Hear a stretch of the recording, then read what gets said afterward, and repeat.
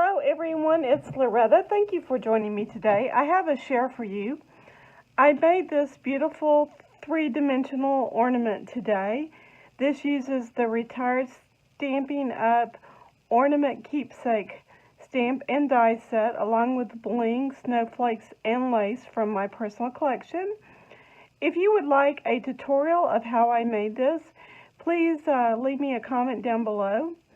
If you have any questions, you can also leave them down below or send me an email. My email information and website will be in the description box. If you haven't and you'd like to subscribe to my channel, please do so. And don't forget to click the bell by the subscribe button so that you will be notified via email when I upload videos. Thank you so much, everyone. Have a great day. Stamp happy and be a blessing. I will talk to you soon. Bye for now.